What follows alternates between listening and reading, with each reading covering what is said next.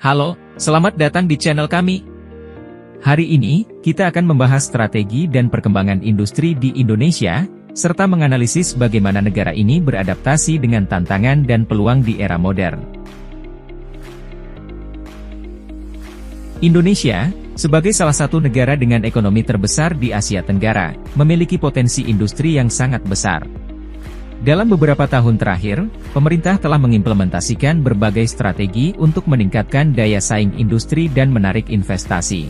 Data terbaru menunjukkan bahwa sektor industri non-migas menyumbang sekitar 19% dari produk domestik bruto, PDB, Indonesia, dengan target untuk meningkatkannya lebih jauh.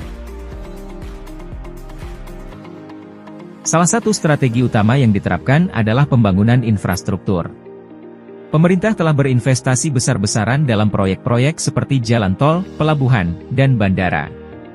Menurut Kementerian Pekerjaan Umum dan Perumahan Rakyat, total investasi infrastruktur mencapai lebih dari 400 triliun rupiah pada tahun 2022. Infrastruktur yang baik meningkatkan konektivitas dan efisiensi, yang sangat penting untuk sektor industri. Selain itu, diversifikasi sektor industri juga menjadi fokus. Pemerintah mendorong pengembangan sektor-sektor seperti teknologi informasi, manufaktur, dan industri kreatif.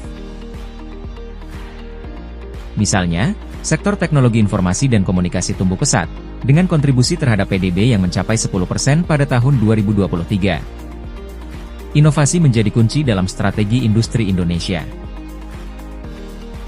Program Making Indonesia 4.0 diluncurkan untuk mendorong adopsi teknologi digital dan otomatisasi di sektor manufaktur. Ini bertujuan untuk meningkatkan produktivitas dan daya saing.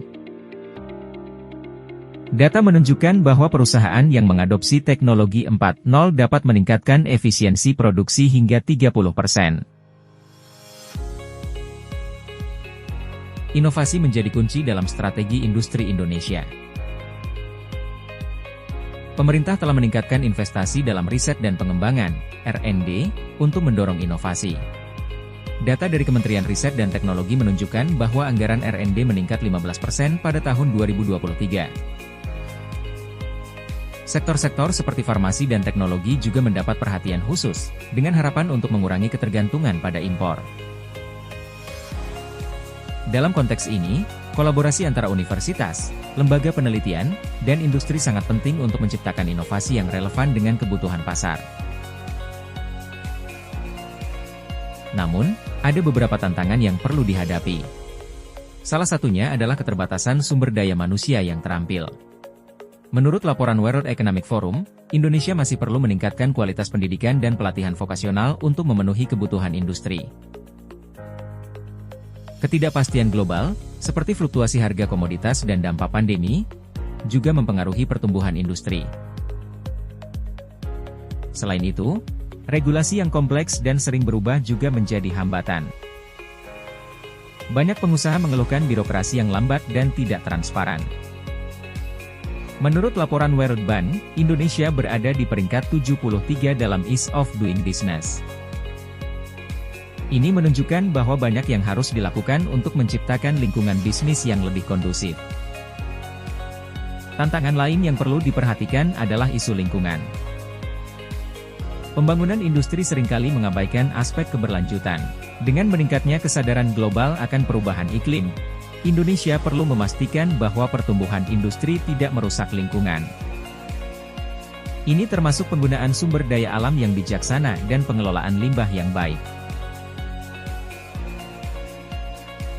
Meski banyak tantangan, ada harapan. Pemerintah dan sektor swasta mulai berkolaborasi untuk mengatasi masalah ini. Program pelatihan untuk meningkatkan keterampilan tenaga kerja, investasi dalam infrastruktur, dan kebijakan yang lebih mendukung bisnis sedang dilaksanakan.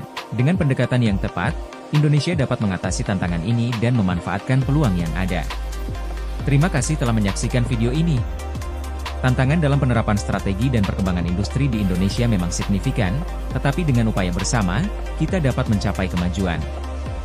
Jangan lupa like, komen, dan subscribe untuk mendapatkan informasi terbaru seputar ekonomi dan industri Indonesia. Sampai jumpa di video selanjutnya.